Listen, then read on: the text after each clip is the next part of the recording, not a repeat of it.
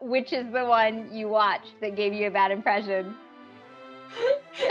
That one. Is that one? I was afraid it might have been. I'm like sitting here like, oh no. So I have an interesting story with Emma. That's not Jane Austen. What is this? Nobody gets it right, and I know it's hard.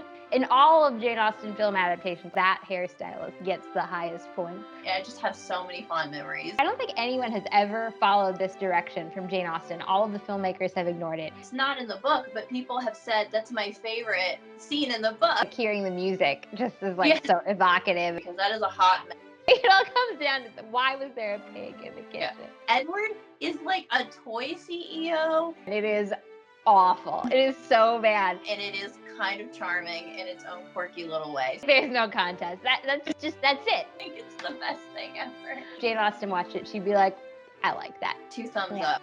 Why, hello there, friends. It's Emma here, the Bookish Princess. I have the lovely Anne from Princess Lessons here. It is Jane Austen's birthday, and we thought we had to celebrate. Today, we are going to be sharing our most and least favorites from each of the Austen film adaptations. And we're both huge Jane Austen fans. I'm so excited because it's just like, I can't wait to hear what you say. And I'm sure we've watched some different things, so it's going to be fun. I've got I couldn't put her in the background anywhere, but this is my Elizabeth figurine. So she's ready to go. She's watching. She's so pretty. What a beautiful, beautiful dress.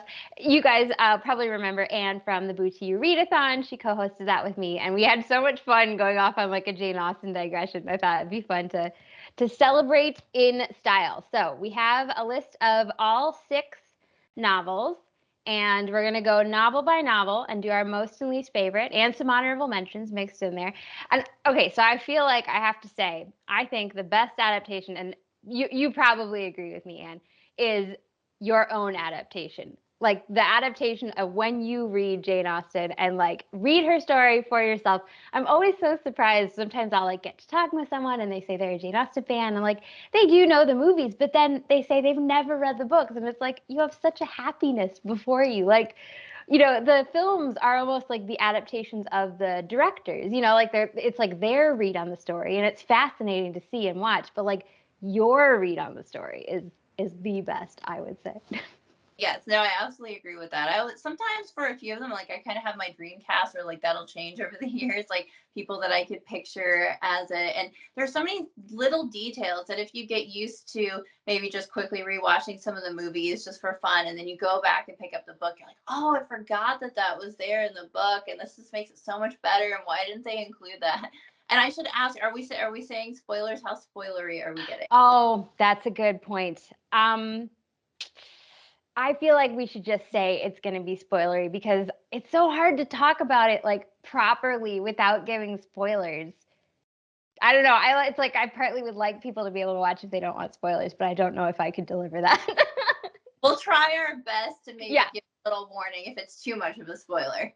We're going to try. Yes, that's a good way to look at it. So if you don't care too much, then it's good. But if you're a purist and you don't want any spoilers, then probably you should skip. Yeah, and we'll be going book by book. So if there's a book that you haven't read, you can skip that one. Yes, definitely. I'm going to try to do like the chapter thing. So it'll make it easy to see when we're starting and stopping on our different novels. And we're going to start with the first novel to be published, Sense and Sensibility. Should we just start with the most favorite? Sure. Okay. Do you want to go first? Sure. Well, my most favorite, I have a prop for this, is the Emma Thompson Sense and Sensibility. This is the screenplay in her diaries, which I highly recommend if you're a big fan of Sense and Sensibility in this movie, because her diaries showcase what she felt from the time she was adapting it, because a lot of people maybe don't know that she did adapt the screenplay for Sense and Sensibility as well as star in it. And so it's really cool hearing her experiences. But I really like the 2008 one, but this one is it for me. I even wrote a paper about this. For those of you who don't know, I went to grad school for film studies and literature, and one of my areas was adaptations.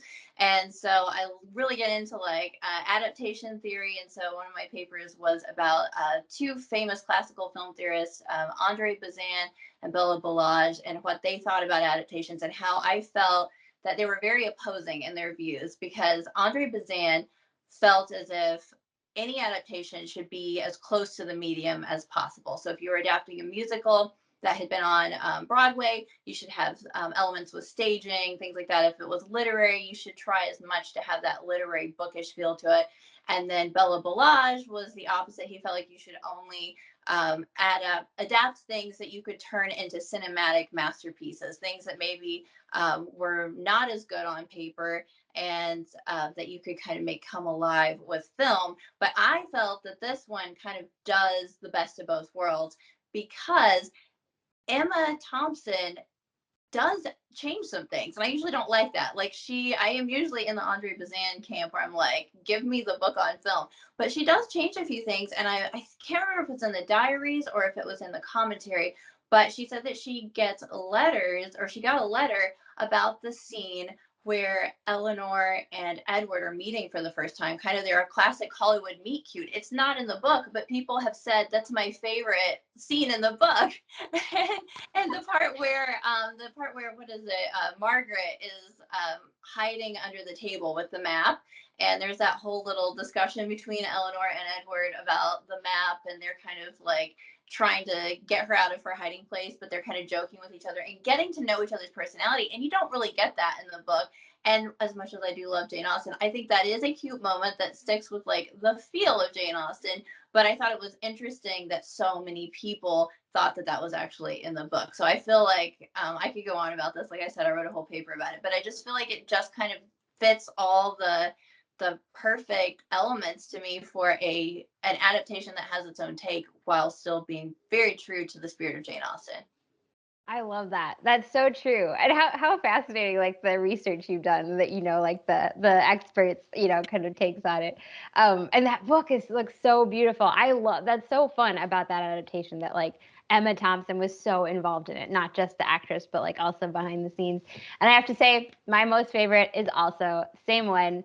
That 1995 version is just so good. When I was going through each of these novels, and I realized that like my most favorite was always easy to pick. I felt like it was always like, yeah, that's the one. Like I enjoy the other ones, but there's one that's just Yeah. that's it. And yeah, the changes that she made are so good. I think it's funny that Jane Austen didn't do a whole lot with Margaret in the book. Like she's there, but she's not really developed as a character. But in the 1995 and the 2008 version, I thought they did a great job in both of those, like really giving Margaret character and kind of bringing her into the story, especially in the 1995 one. The map scene Yeah. is like so adorable. But it feels very Jane Austen-y. Like you feel like if Jane Austen watched it, she'd be like, I like that. I approve. Well, I don't know if you've read by Deirdre LaFay. It's called Jane World of her novels, and I remember this because of my paper. She actually quotes I think it was just from a diary or a letter or something of a contemporary reader who was saying that she didn't feel as if the characters were fleshed out enough. And I actually love Sensibility, Sense and Sensibility. I can't talk. I have a hard time ranking them, but that definitely is high up there. But I can definitely say that I feel like there's a lot of good character development, but there are scenes that I wish that we'd been closer in on. Like I feel like we get a little bit more of a summary sometimes. So I do think it's fun in the movie that they do that. I will say this is a spoilery thing, but the one thing that bugs me is that Willoughby doesn't come back. I was just thinking of that. I was like, that's the one big thing that gets Yeah. left out. It's fun to see it in the 2008 version Yes. because it's like, oh yes, this is the scene. In the 1995 version, there's that scene where Eleanor is waiting in the hallway for her mother and Colonel Brandon to arrive. I feel like every time I watch it, I expect Willoughby to walk in, and like he never does. But it's like that's the moment he needs to come in the door. That Yeah. bugs me so much because I love that scene, because to me that really proves that it was like that he really is being punished. Like he really did care about her, and it's not just like, well, I've moved on now. And I know that they try to show that, but I really love the fact that he's tormented. Like who doesn't want to see that? Like, you had your chance with me, and now you're like, come back and you're tormented and you completely regret it, but it's over now. Who doesn't want to see that? Yeah, definitely. Other thing about all the Sense and Sensibility adaptations is I need justice for Brandon. He's 35, and I don't want to see Snape, who's like 50 some years old. I love, oh gosh, Alan Rickman. I love him. It's nothing against him, but from the time I first watched it, I'm like, that's Professor Snape. This is strange. And See, for me, it's the reverse. Like when I saw Snape, I was like, that's Colonel Brandon. That's hilarious. I just feel like I want, no one's played Brandon the way that I want. And I will say my one dream cast, this is the only one I'll throw out because nobody probably cares. But I don't know if you watch Poldark, but I love Dwight Ennis in Poldark. Is he the main character or? Doctor character. He's like a side character, but he's so sweet and kind. And he's about the same age. He's like 35. And I'm like, why can't we have him? And Colin Firth was 35 when he played Mr. Darcy. So I'm like, why are we getting 55-year-old men? I mean, there's nothing wrong with that, but it is strange because I know we're supposed to think like Marianne thinks he's so old, but it's like, really, he was 35 is not that old. So I want justice for Colonel Brandon. When I was looking at the Jane Austen Society of North America list, there were two modern adaptations called Sense and Sensibility and From Prada to Nada. Both came out in 2011. I haven't even seen them. I feel like they're Hallmark movies. I feel like now I need to go and do some research. I don't think those are Hallmark movies, but Carolyn from Carolyn's Readings Ramblings. Sorry if I butchered that, Carolyn, if you're watching. But she says that From Prada to Nada is really good. She really likes that one. But I can definitely say my least favorite is a Hallmark movie, which I actually love Hallmark movies. I'm okay with just accepting them for what they are. I think they're just a lot of fun, especially at Christmas time. But it's Sensibility and Snowman. I've never been able to make it through that one because Edward is like a toy CEO and he's clashing with Eleanor and Marianne who run a party planning business, and it's kind of like they're trying to do Pride and Prejudice mixed with Sense and Sensibility. It's a mess. I could not get through all of it, and I feel like it's really unfair to say it's my least favorite because I couldn't get through it, but I don't know. It was too much for me, and I even love Hallmarks a lot, so that says something. Oh, yeah. I think for mine, I would probably go, and I like don't dislike this, but the older, so there was a 1971 version and a 1980 version, and I have seen them both. The 71 version I watched a long time ago and do not remember very well. I think I would probably say the 1980 version because I remember it a little more, and I felt like the casting wasn't all there. Marianne just never really grabbed me. Marianne, I feel like is because she is so like such a big personality. It's like when the actress doesn't like match that. Um, but I mean, it was still good. It was still fun. My mom loved the 1980s adaptations, and I feel like those were the first ones I watched when I was like really tiny. My mom and my grandma loved Jane Austen, and so we're always watching these adaptations in the room. I like the 1980 Pride and Prejudice better, but the 1980 Sense and Sensibility is maybe not. But my one honorable mention, I don't know if you've seen this one, is the Indian film version, Kandan de Kuin, Kandan da Kundain, which translates to I Have Found It. It stars Aishwarya Rai, who is also Elizabeth. I don't think there's any other adaptation where you have main heroine played by the same actress. Oh, it's so good though. It's all in actually Telugu. I'm pretty sure is the Indian dialect language it's in, and it has songs by A.R. Rahman, who's just like the king of Indian music, and it's so good. That It's one is on my list forever, and I've never seen it. I really have to get on this. I was going to try to watch more before this, but then we had Boo to You and a lot of things, and just time got away from me. But I'm hoping in the new year I need to watch that one, and there are several others. Like I need to check out the 70s and 80s ones. I have not done that yet, but that one sounds amazing. I do love Bollywood films, so Yeah, and it's very like well, we'll get to Pride and Prejudice, yeah, but which has the more sort of English language. Since yeah, this is an Indian language, it's like truly. well, I think they might call it Collywood. The way they translate Jane Austen into like Indian culture and the whole Indian setting is just somehow worked for me. I thought it was delightful. All right, so Emma is next on our list, and I thought it was interesting when I was like looking at all the different adaptations. Emma has, I think, the most out of any. You'd think it'd be Pride and Prejudice, but there was one year where there were two Emmas in one year, 1996, and 1995 was Clueless. So it's yeah. like it was just Emma nonstop Emma. Um, but yeah, there's some really good ones in here. Do you want to go first? What's your most favorite? My most favorite. So I have an interesting story with Emma. Um, my most favorite, I will say first, is the 2009 BBC Emma, the miniseries. I love that one. And I'll go into it when I say my least favorite, but like I had seen some other versions, and it kind of colored my perception of Emma, because I got really excited about Jane Austen, and I think I ended up watching a version that's my least favorite before I read Emma, and then I struggled to read Emma because it sort of like colored how I felt about it, and then I just didn't really like the book Emma for a long time. And then I watched this version of it, and I was like, oh, so that's what her personality is like, or at least for me anyway. That's it. That just struck a chord for me that I didn't find her irritating, and I actually really liked her. I really like it's Romola Garai, and I really liked her in.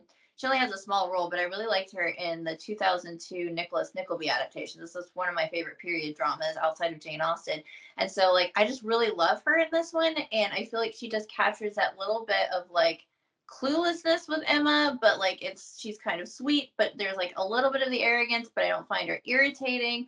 I really like the Mr. Knightley in this one. And I don't know, I just like everything about it. I like that it's longer. I like that we have time to see it. I know that they do change some things, but I just fell in love with this one, and I reread. One of my friends encouraged me to reread Emma again, not too long after I had watched this, and then I fell in love with Emma, and it's one of my top, they're all my top books, but it's just like it's the one that bugged me, and thanks to this adaptation I feel like I have like a whole new perspective, and now I really love that book too. Yeah, I think she's a difficult heroine to get right. I think, like, depending on how you first meet her, like, it's easy to misunderstand. Actually, my least favorite, which I won't say quite yet, but that is the reason it's my least favorite. I feel like they totally misinterpreted her personality, and it like just comes across all wrong because it's like in the book we're hearing her inner thoughts and seeing her when she's like with her family, like where she's gonna be more ridiculous, more arrogant, full of herself. But like if you when you see her just like portrayed in a movie, it's like it's difficult to get that inner Yeah, voice. yeah, Um, that's a good. my She means well. Yes, yeah, exactly. She has like a really warm heart and she messes up sometimes, but like she had good intentions at the bottom of it. My favorite is the 1996 Emma with Gwyneth Paltrow. I don't even mind her attempted British accent. I just think it's magical. I love the dresses and I love the hairstyles. Like in all of Jane Austen film adaptations, I feel like that hairstylist like gets the highest points. Um, it's funny. I guess it's like a kind of a nostalgic thing that like I forgive its flaws because Harriet is wrong, really. Like she's so bumbling and tall, and in the movie or in the book, she's supposed to be petite. Um, but I don't mind it. I don't know. I really like it. I really like Mr. Knightley. And I feel like they do kind of a fun job of her inner voice, where like sometimes she's thinking to herself or like looking in the mirror, talking to herself. Although, which is the one you watched that gave you a bad impression?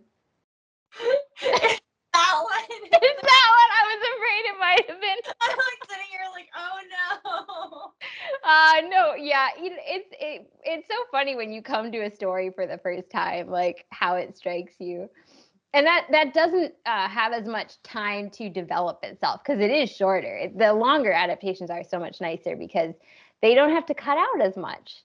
Isn't that funny though? Because I feel like it just shows how everybody sees like the characters, or they find something that they connect to differently. Because I don't know, that one just completely. I don't dislike it as a movie overall. I just felt like my perception of Emma just was, for me, it just felt more grating, and I felt that the Mr. Knightley in that one was a little bit too scolding, like compared to what I think what in my head or my mind adaptation he is.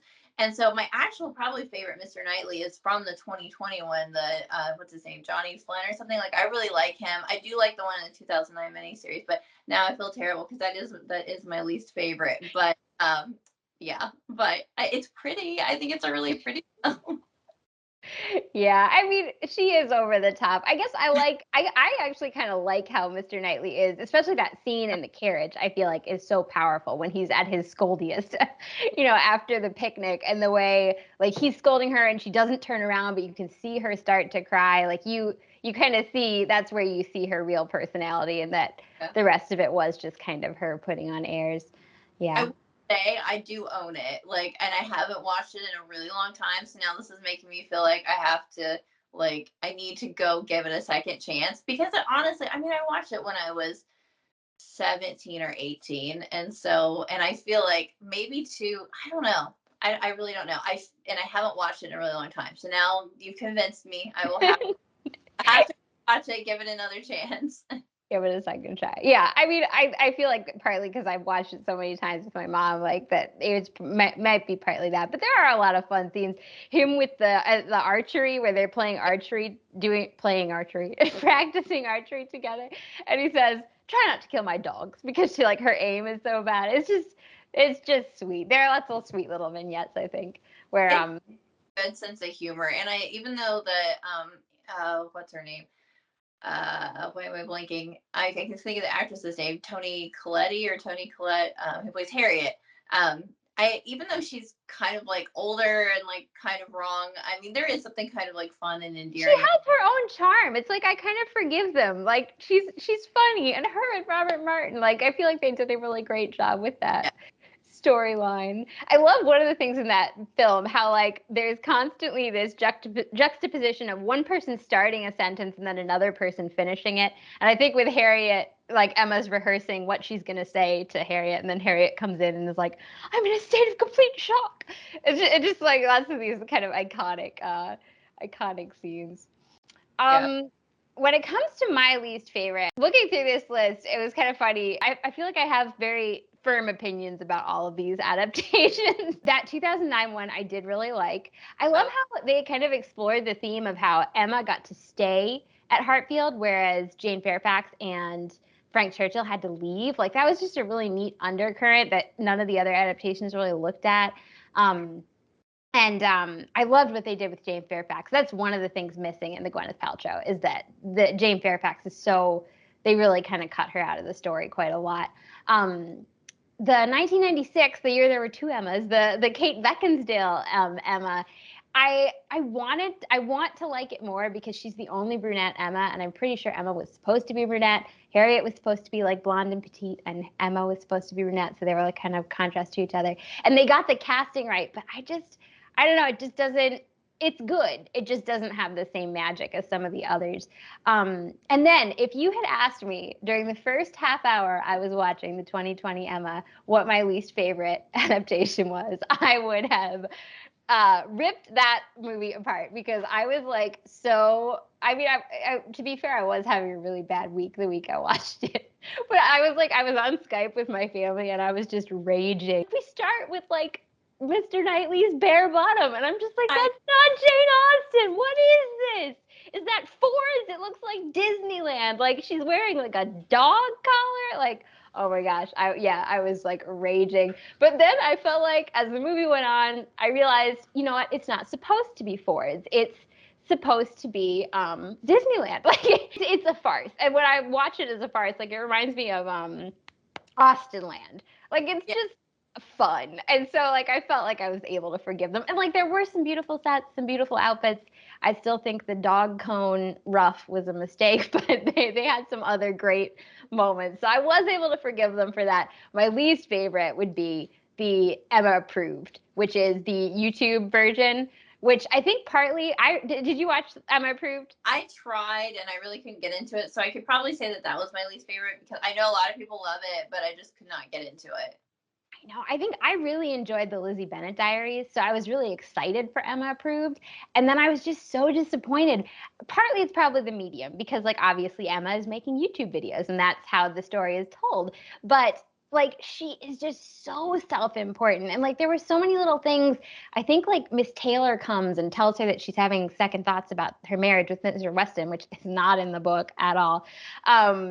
Obviously with the more modern adaptations I feel like they have to go off script a lot, but Emma is basically like, no, you have to marry him because I made the match. And I feel like Emma would never have said that. Like she loved Miss Taylor. If Miss Taylor had reservations she would have listened to her.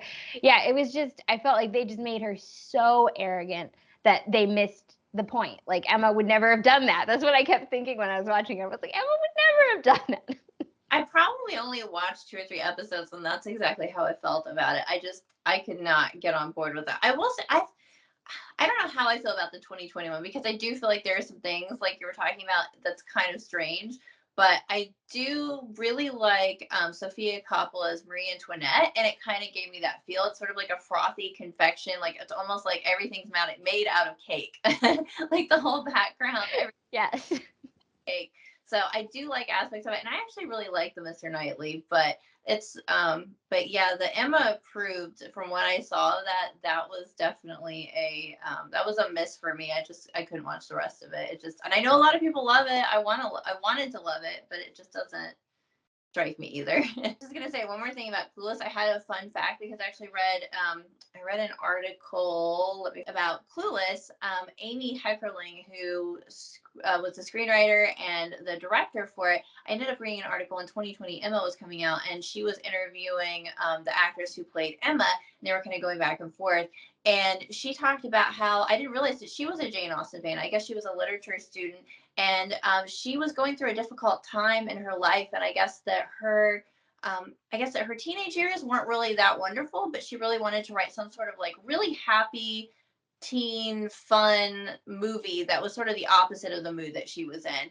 And the first thing that came to her was the handsome, clever, and rich line. And she thought, this is the exact opposite of my teenage years and my life. And she was just like, I am going to take this and put it in California, and I'm going to make it into a movie. And so I guess she's definitely an Austenite, and and that's how that came about. And I just thought that was a really fun fact that I had to share.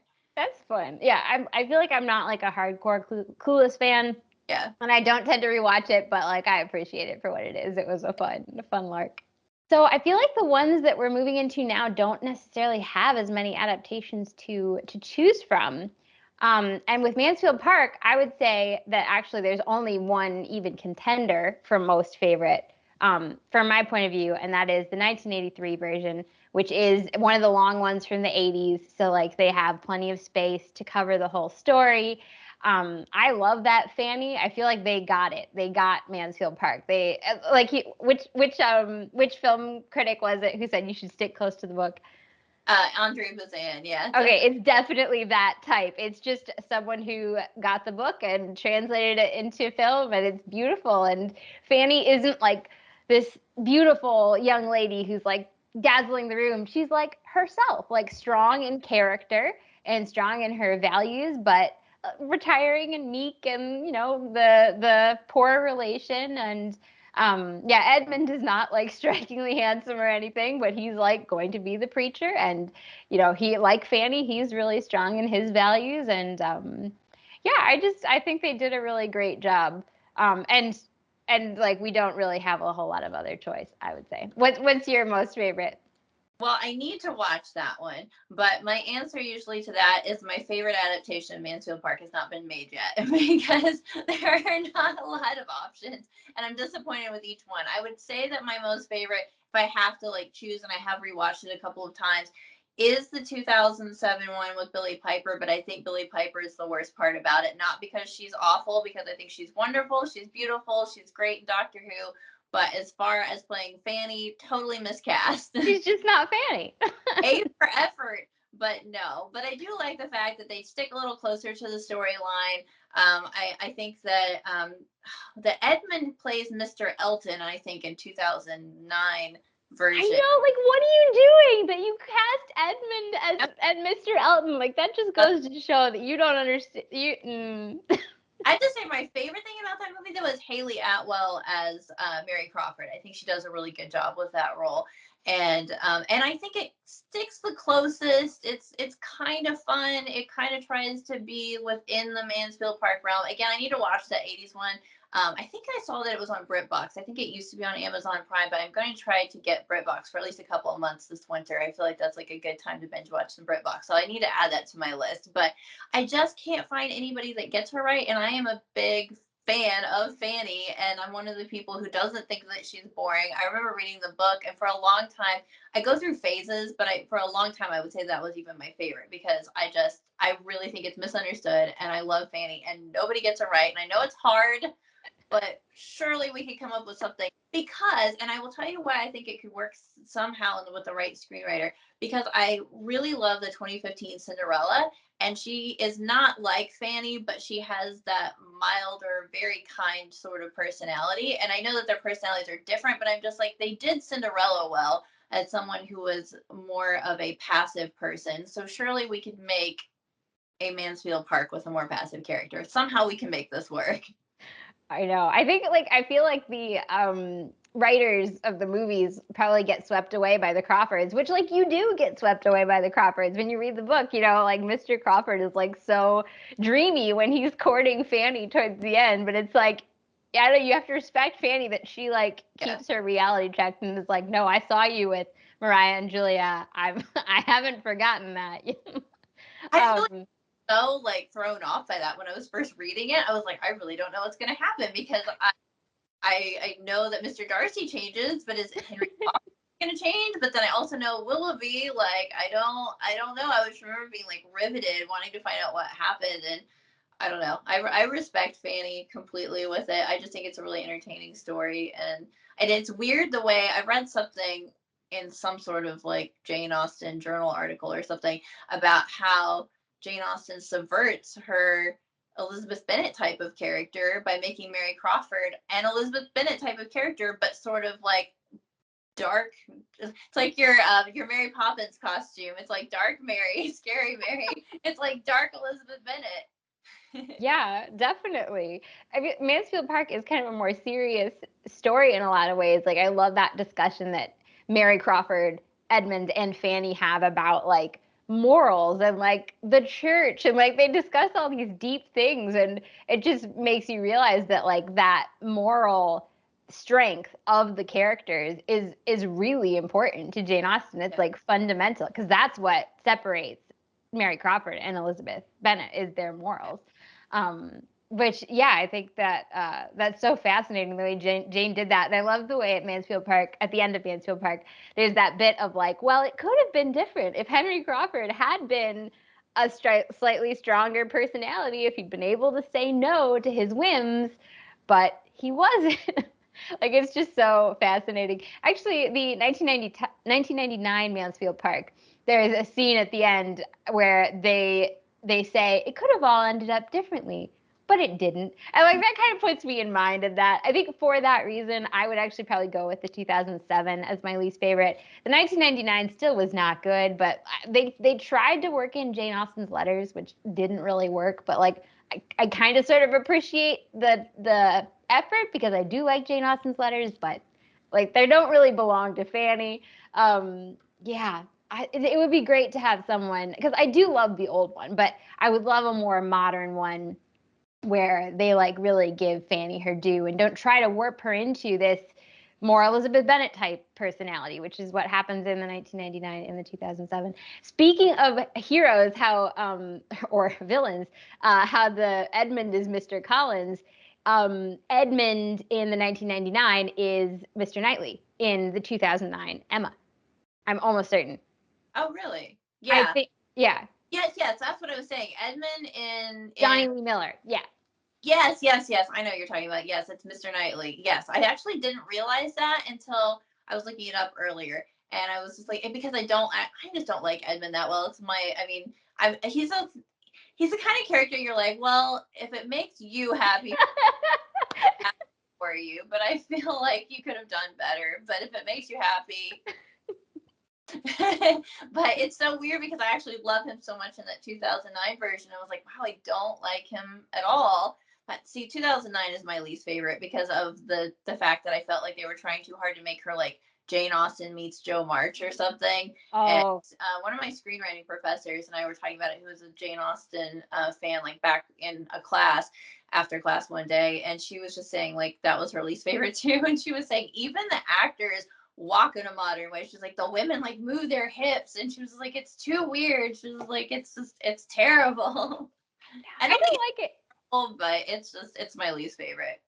I don't like it when they do that in movies, like the Beauty and the Beast live action. The way Belle like tucks her skirt up into her pants, like that just made me so angry because like I wear skirts and dresses all the time. I can get anything done pretty much in a skirt or dress. Like, I feel like feminism has failed because people still think that you can't do stuff in skirts and dresses. That's Yes. just false. I'm seeing like Disney trying to put that on ballots. Like, no, she can get it done with her skirt out. Skirts And are beautiful. What is wrong with you? sometimes you can like move your legs more with skirts. Like I love wearing skirts to Disney, not even just because I love dressing up, but because it's so hot that I can move more. And I know, it's actually cooler. Yeah. have you seen To Mansfield with Love, the web series? No, I don't think so. That sounds familiar though. I feel like I might have was it on YouTube? Yes, so we did a group watch with Carolyn's readings, ramblings, and I think Kate Howell was part of it. We did like a little group watch for Jane Austen July, where several of us were watching the web series like every week, and it's really low production value. Some of the acting is really good, and then sometimes it's a little cheesy, but it's really fun overall. It is that Lizzie Bennet diary style, but it's not the same company. So it's definitely not that level of expertise.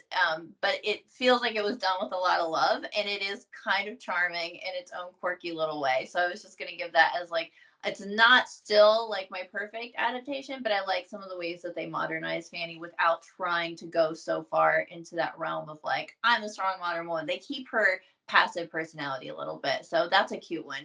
Oh, I'll have to check it out. Yeah, I feel like I maybe watched like the first episode or two and then just got busy. Yeah. Because it sounds familiar now that you say that.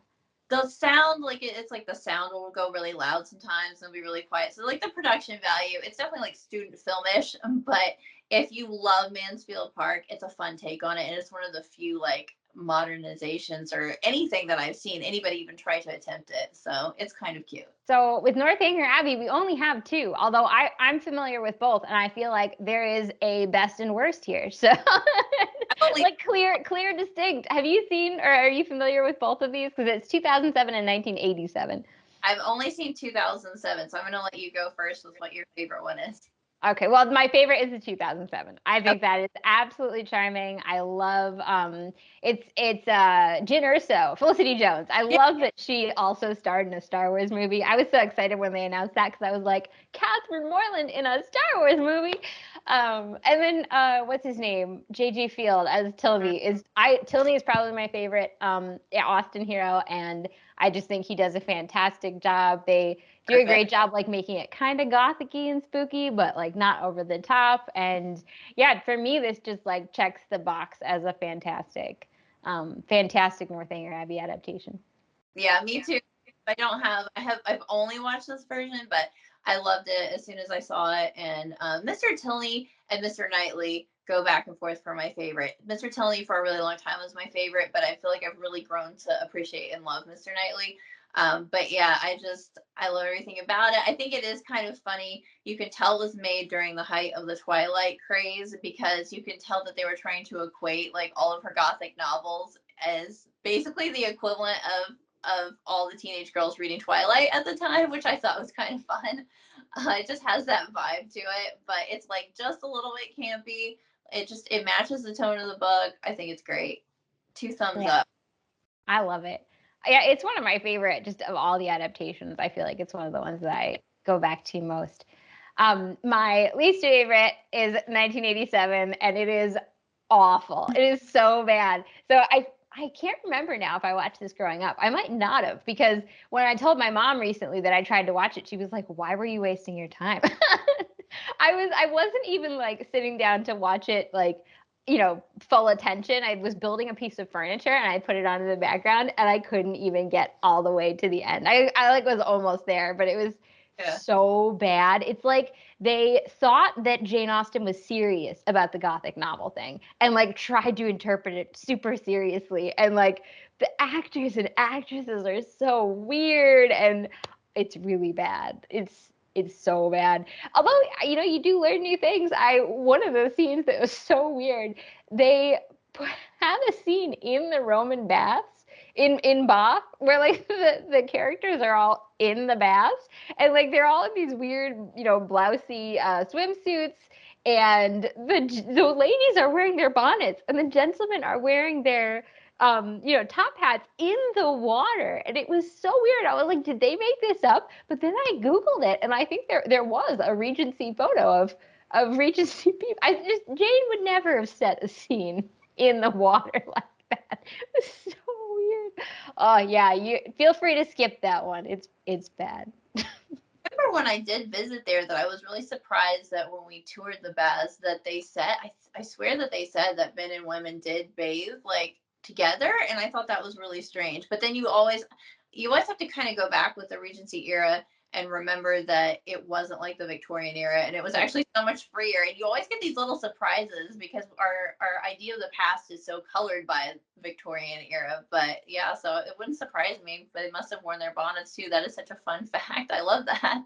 Yeah, it's like I like that you put that in there. I mean, I guess it didn't work, but the Jane Austen Society of North America lists a movie called Ruby in Paradise from 1993 that is a homage to Northanger Abbey. So it's like modern day, which now I feel like I should look it up because I'd never heard of that I previously. was looking through that list also as I was kind of making my list, and I was kind of like, "What is this? I've never heard of it." So it is kind of interesting to see the things that were inspired by these stories, and I don't know, maybe I don't know. I'd like to see that at some point. So we're on to Persuasion. What's your most favorite Persuasion adaptation? My least favorite is not one of the historical ones. So I feel like I'm pretty close for these two, and I got to look at the years. It's so the 2007 and 1995. I like them both for different reasons, so I really had a hard time choosing. But I rewatched the 2007 the most because I like Rupert Penry Jones. I think he's a very cute Captain Wentworth, and I do like Sally Hawkins a lot. I actually like the fact that they do voiceovers. I'm trying to think if it's like through like journal entries. I just know they have some voiceovers with her thoughts. I like that. I think it's way too short. And so I think as far as the story world, the side characters, and I even like the main characters in the 1995 Persuasion, and I like the way that it ends on the ship versus at her family's house with the 2007 version. I think that's kind of a weird ending. So it is really kind of a toss up for me, but because it's short and because it's pretty and because it's newer and because I think Captain Wentworth is cute in it, I probably watch that one more, but I do like them both.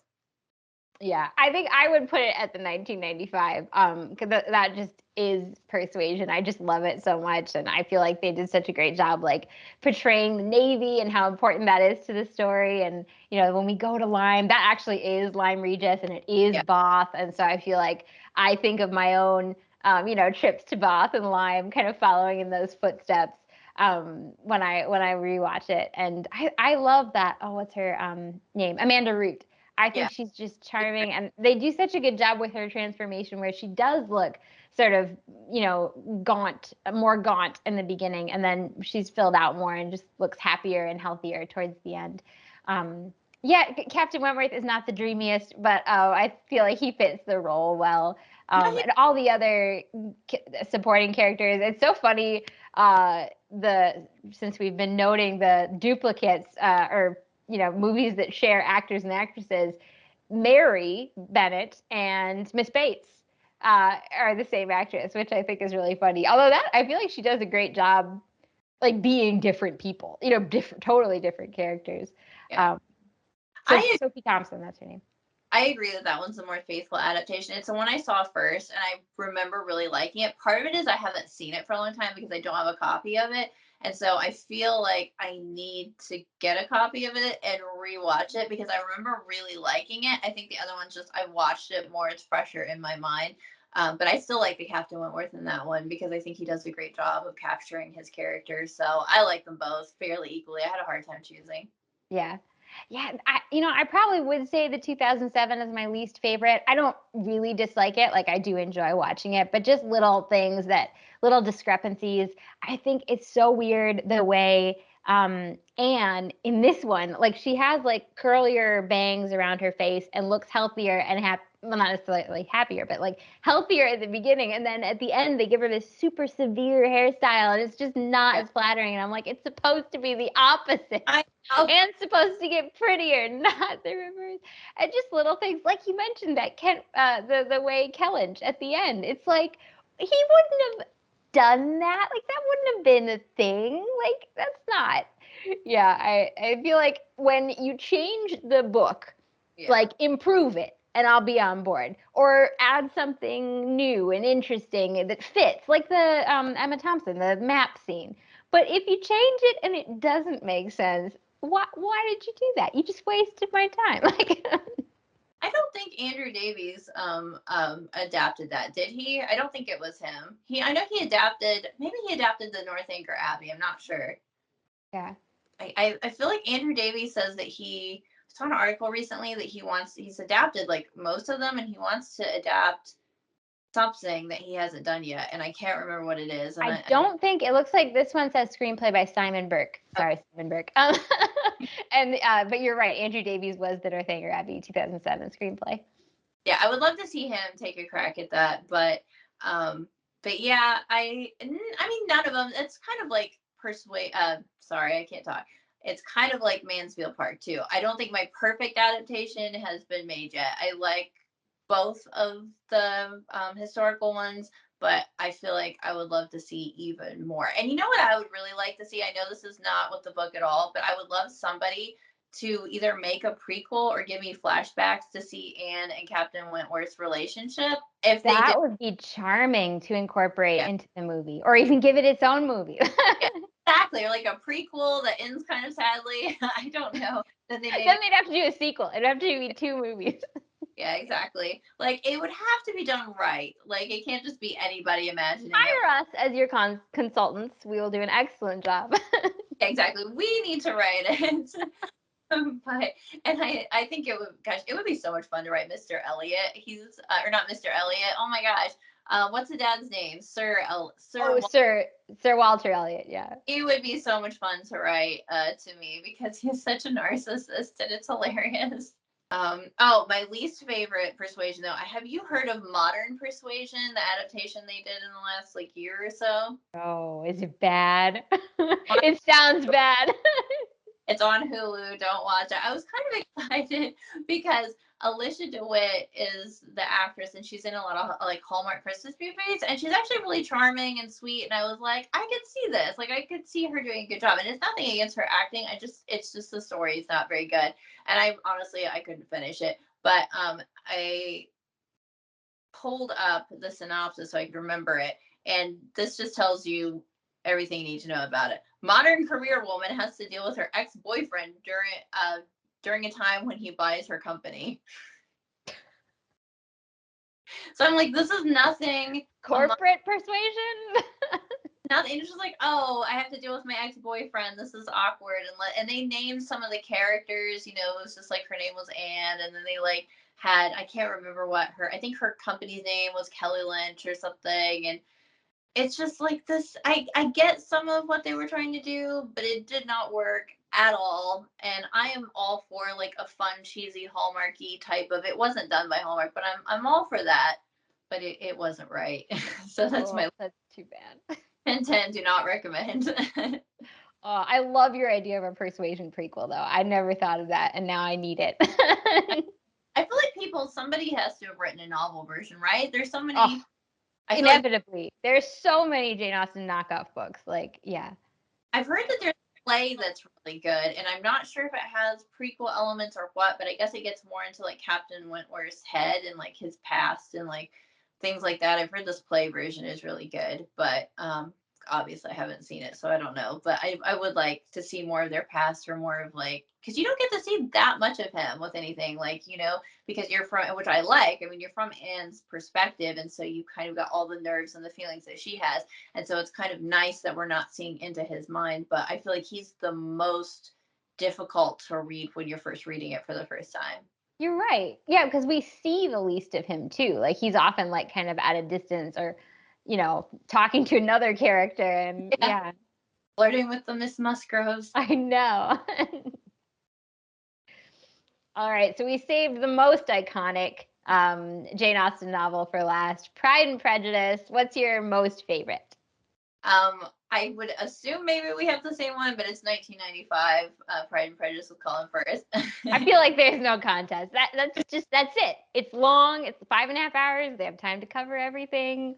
And yeah, Jennifer Ellen, Colin Firth. Like, how do you top that? I know, and I mean, I know the most famous scene is like the lake scene, which is pretty great, but just the way that they use so many scenes and moments of and dialogue and back and forth, and I feel like if they change something, it is one of those things where sometimes it's not maybe improved because I still love the novel, but I love the new little twist to it or the new little addition or whatever. It's fantastic. I stayed up all night reading Pride and Prejudice when I was 17. When I first read it, my mom got me the books in Bath at the Jane Austen Center, and I read the book, and I stayed up all night finishing it. And then my mom and I went to Blockbuster the next day, and we rented that version. Oh, how fun. It was like a lot of times if you just read the book and you watch the movie, it's so disappointing.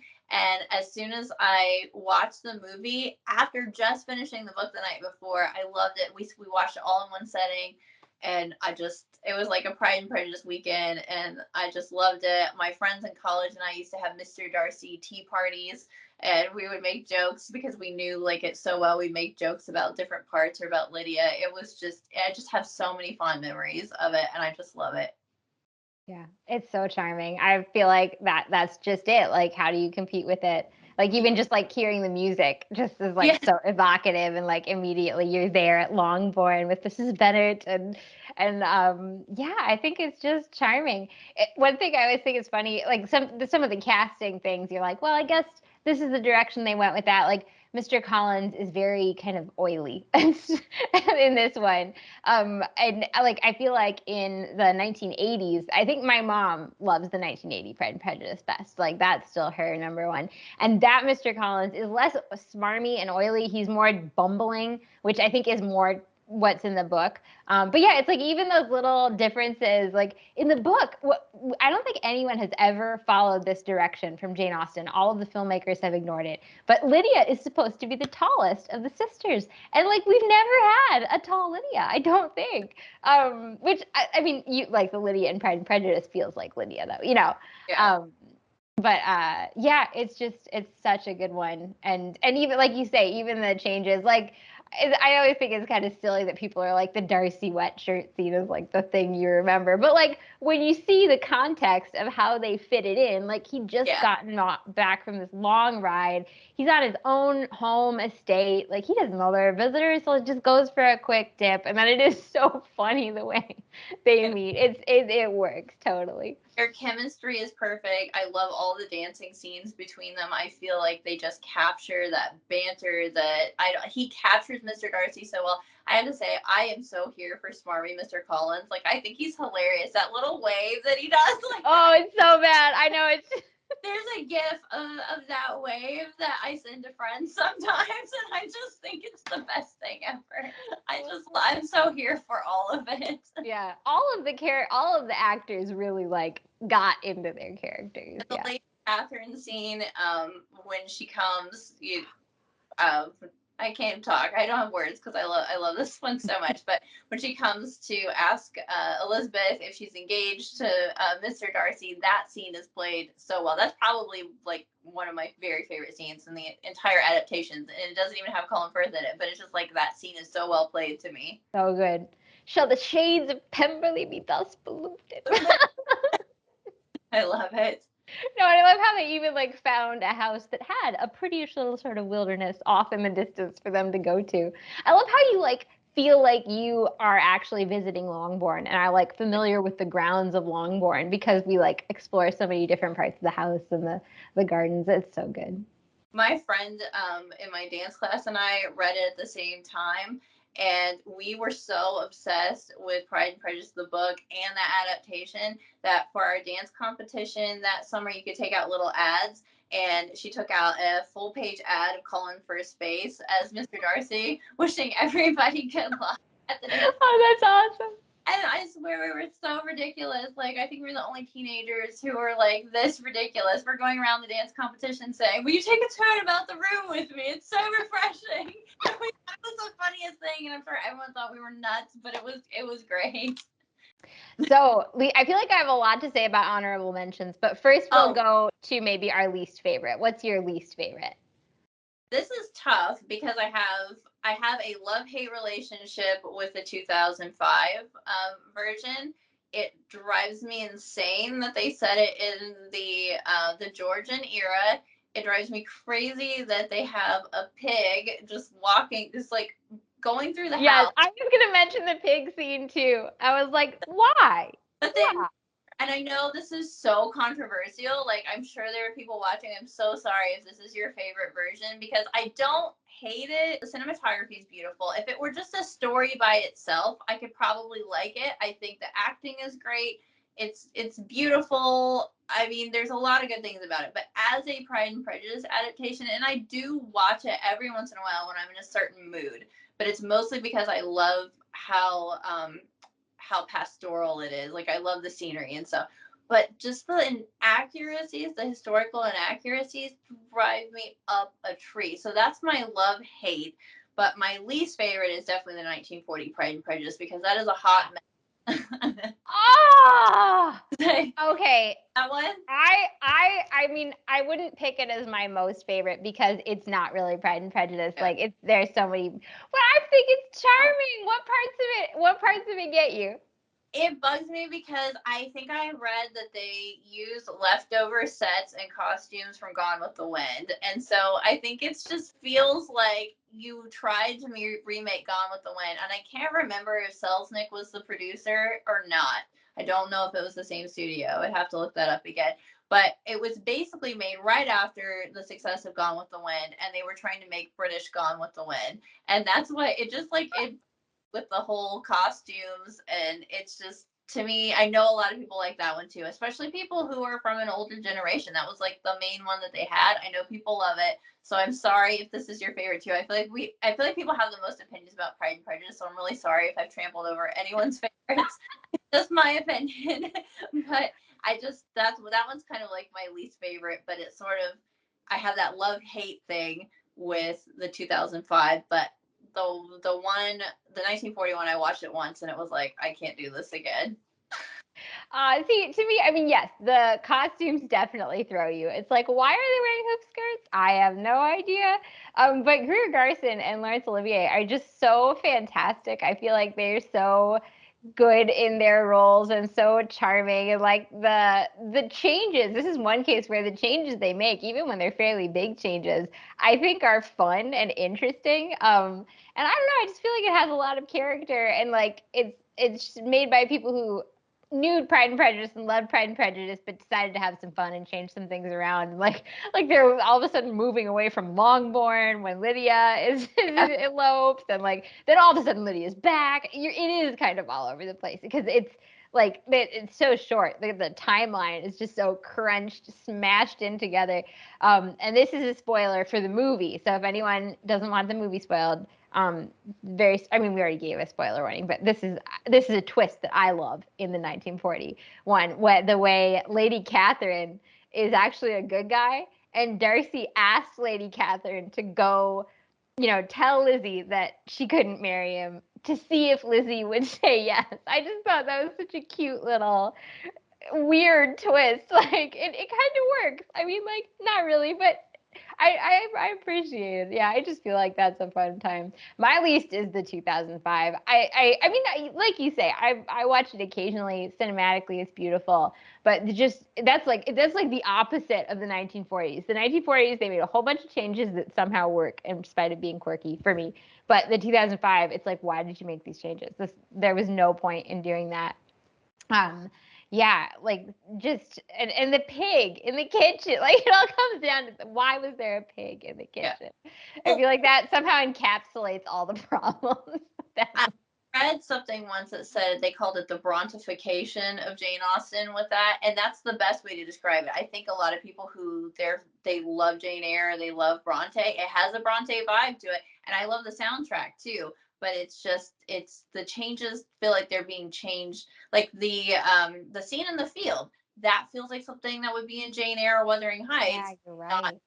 And so that, I think that bugs me the most, is it's kind of like you went with like a different author's vibe. And so I can see your point with the 1941. I probably need to rewatch it again. I do love classic movies, but I think it was just it was too soon after I had read the book that I watched that also. But anyway, sorry, I went Yeah. off on go ahead.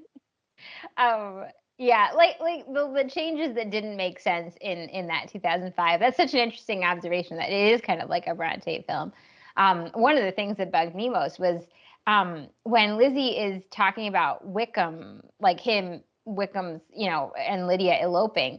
She like comes out of this room and then suddenly like starts crying, goes back around, and it clearly is meant to be a gag, and like this is a really serious moment, like her whole family is basically in ruins, and you just made it into a gag. Yeah, so it just didn't do it for me either, but there are a lot of good things on the list here. I feel like sort of honorable mentions: Lizzie Yeah, Bennet Diaries, super yeah, fun, love. just fit the medium.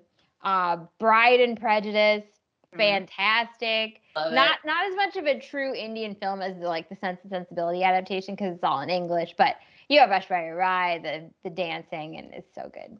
The director of that also directed Bend It Like Beckham, and that was another a director that I really was into in school, and so I wrote a paper about her. And she's a big Jane Austen fan, so you can tell. And she's British Indian, so that's where it gets that kind of like British Indian vibe. But yeah, I love that movie, and I do love the Lizzie Bennet Diaries so much too. I was pleasantly surprised by how charming that was. Yeah, it came off over. I mean, like it wasn't perfect, but overall it was pretty darn good. Mhm. And the 1980 Pride and Prejudice, I'll put in a good word for it because that's my mom's favorite. She just loves it.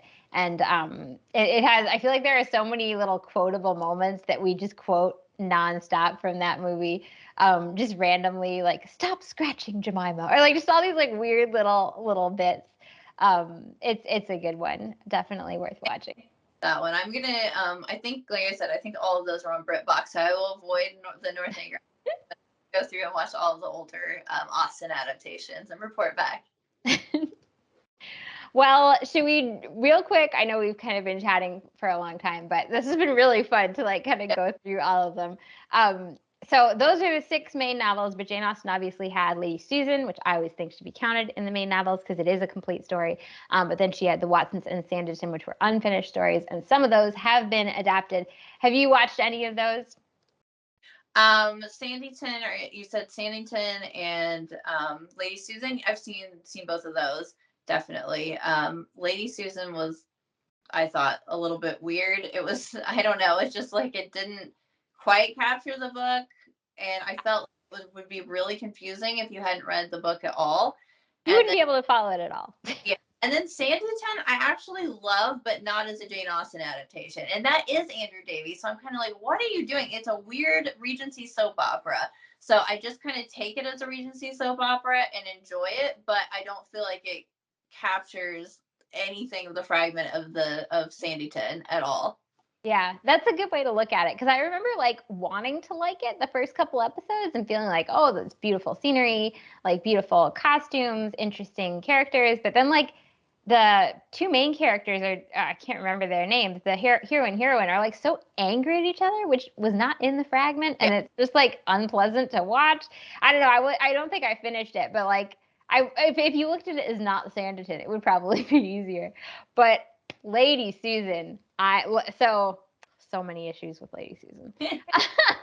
I would rank this. They titled it Love and Friendship, which is Yes. absolutely absurd because Love and Friendship is a short story Jane Austen wrote when she was a teenager. It's in the juvenilia. It has a completely different plot. No correlation whatsoever to Lady Susan. If you want to give us a Love and Friendship adaptation, by all means, that would be hilarious. Give us a Love and Friendship adaptation. But what is wrong with you that you're naming Lady Susan? And like, I love Lady Susan so much. I feel like it deserves a great adaptation, and it was just so all over the place. It felt like a high school adaptation in some ways. Like the way they like would introduce the characters in these like little boxes, like little round vignettes, and they tried to throw in Jane Austen's letters, and they gave Lady Susan a companion, and it was just an absolute mess. And it's like, how did you even mess this up? It's such a beautiful little story. How I did know. you manage to mess it up? I know it's perfect. It has a lot of drama. I feel like some of the problems that you have with Jane Austen adaptations, as far as bringing that to screen, like with Fanny or Anne Elliot being more passive, like you have you don't have that problem because you have all these big, larger than life characters. You've got drama, you've got everything. And my mom hasn't read Lady Susan, but we tried to watch it together, like the movie together. And so she was just completely confused. Like she abandoned ship because she was just like, this is, I don't even know what's happening here. So, and even though I had read it, I was like, this is just a hot mess. So I can't imagine people who hadn't read it and went in and trying to follow what was happening. Have you are there any, I don't know if there are any others that you wanted to mention. Oh yeah, the there's Becoming Jane and Miss Austen. Becoming Jane is charming. I didn't care for Miss Austen Regrets quite as much, but I like Becoming Jane. That's sweet. Although, like, I have to think of it as like not quite her. Like, I don't know. I don't think that she and Tom Lefroy were like that intense. Yeah. Um, but it's sweet for what it is. That's exactly how I feel about it. I really like it. But I just think of it as like Jane Austen biopic fan fiction, I guess. It's just kind of like it kind of takes elements of her books. It kind of gives you like that Pride and Prejudice thing. And I really like that actor. What is his name? What is the actor's name? Uh, Tom, James McAvoy. Yeah, I love him. I think he's really fun and charming.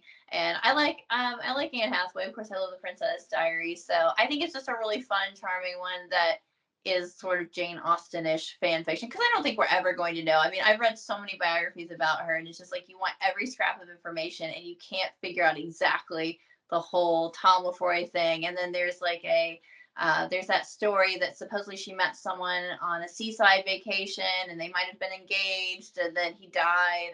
And there's a book that I read that I got from the Jane Austen Center called Jane and Her Gentleman. And it kind of like goes into like all the different, puzzle pieces that we have, but we don't really have anything. I actually really love Miss Austen Regrets. I do think she's a little bit more bitter in it than Jane Austen maybe was. But if you read some of her later letters, toward the end of her life, there is some more bitterness seeping through a little bit here and there. But she was ill and didn't feel well, so we understand that. So I feel like it did kind of capture that, and I love that it quotes a lot of the letters. And my favorite line from that one is if you want Mr. Darcy, you have to make him up. And I feel like Jane would have said that. And it just feels like something she maybe would have said to her niece. So I really love that line. I like that film a lot. That's fun. I'll have to rewatch it sometime. I haven't seen it in a really long time. I do like I love the letters and like Jane Austen's relationship with her niece Fanny is so sweet, and so it's fun that that got portrayed in a movie. Yeah. Did you hear that they're making, oh gosh, it's called, is it The Other Miss Austen or something? It's based on a book, which I haven't read yet. But it's about Cassandra, and I guess they're making that into a movie. So that would be interesting. That's fascinating. That'll be interesting. Read that before it comes out. But I was just looking on some like Willow and Thatch. They have period drama news. I don't know if you've gone to that blog before, but they have really good period drama news. So it was like what's coming in 2022, and so that was one of the things on the list. And I was like, oh, Austen, another Austen related adaptation. So Yes. Yeah, we haven't had really. It's funny, I feel like for a lot of decades, like there were a bunch in the 70s, a bunch in the 80s, 90s, 2000s. And then 2010s, it kind of dried up. And then we just had the 2020 adaptation. But yeah, that would be lovely. I mean, I guess I'm a little afraid that they would only do it poorly these days, like the modern Persuasion. But it would be lovely if we could get some new, fun, good Austen adaptations. I heard that they're filming a version of Persuasion, but I can't figure out what's going on with it because it's like historical but not historical. Like I'm afraid it's going to be like Mansfield Park, the 1999 one, where it looks like kind of modern but historical. So we'll see. I don't know that much about that one. I'm trying to think of. I did hear that they're working on another Pride and Prejudice, but the interview with the person was like, "Yeah, we're going to make it more modern, even though it's going to be historical." So I don't know. We'll see. It's funny. I feel like at the same time, like resentful, like these people don't understand Jane. Like, you Yeah. know, Jane's so perfect. Why are you messing? Like, just follow just do what she told you to do. But at the same time, it's like part of the reason I think Jane Austen is so amazing is that she appeals to so many different people in so many different ways and like inspires so many different like types of readers and people with different opinions. And so like that's part of her power at the same time is that she can be interpreted in so many different avenues. Yeah, definitely. I hope that Andrew Davies does whichever one he was talking about. Now I can't remember, but I know he wants to do either Mansfield Park or Persuasion. But like I said, my confidence in him has shaken a little bit because Sanditon is just so off the wall. But I really feel like he was trying to do with Sydney and Charlotte a riff on his own writing with the Pride and Prejudice 1995, because he was like trying to go for that dynamic, but it was too snarky.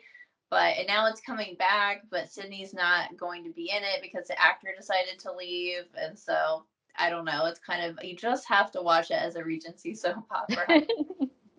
Then it's good. About, have you seen Pride, Prejudice, and Zombies, or Pride and Prejudice: A Latter Day Comedy?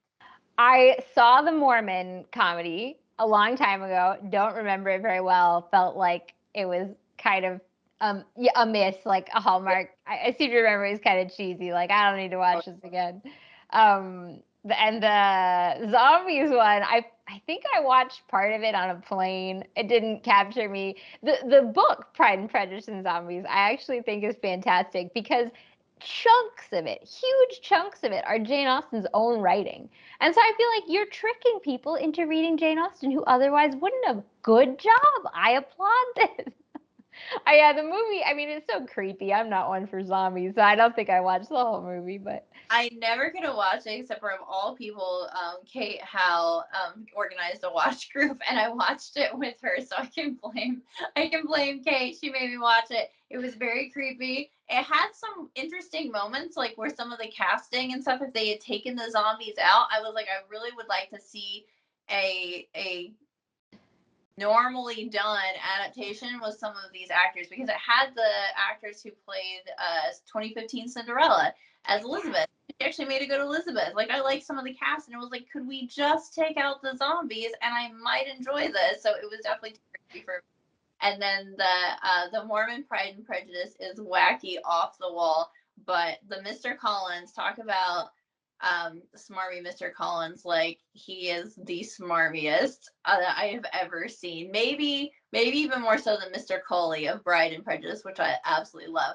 Mormon Pride and Prejudice I could not watch again because it is so campy. It is just it's too campy, but I was just you watched it.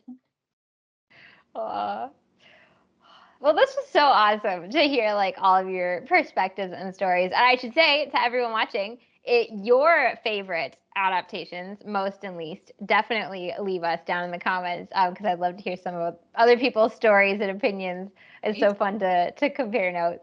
And forgive us if we didn't like your favorite. Yeah, we're not after you specifically. No. And it's so funny that we each had one that, like, my least favorite Emma was your most favorite. So it happens. It happens. All right. Well, if you guys haven't yet, you should go subscribe to Anne's channel. I'll make sure I link it down below so you can check it out. And I have a list of Jane Austen videos. I'll link that down below too, in case you want to check them out. I was kind of proud of myself. I've been doing like mapping out the novels, and I finished all 6 this year. I finished the 6, or well, 7, because I did do Lady Susan. And once I finished them, I was like, what Jane Austen video should I do next? So this was awesome and perfect to celebrate Jane's birthday. Yes, happy birthday, dear Jane, our favorite. Thank you guys so much for watching. We hope you have a magical day. Bye. Bye.